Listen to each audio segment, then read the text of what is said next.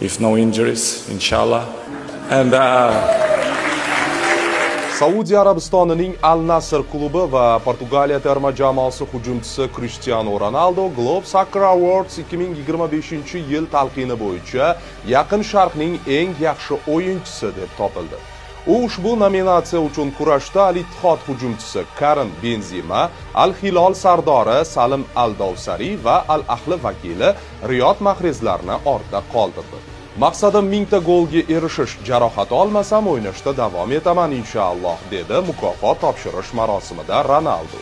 Cristiano Ronaldo milliy terma jamoalar, Yevropa chempionatlari va Chempionlar Ligasi musobaqalarining eng yaxshi to'purari hamda rasmiy o'yinlarda 900 ta gol kiritgan ilk futbolchi hisoblanadi. U Chempionlar Ligasida 5 marta g'alaba qozongan, 2016-yilgi Yevropa chempionati oltin medali sohibi va 2 marta UEFA Millatlar Ligasi g'olibi bo'lgan. Ronaldo ketma-ket 5 ta jahon chempionatida gol urishga erishgan yagona futbolchi bo'lib turibdi.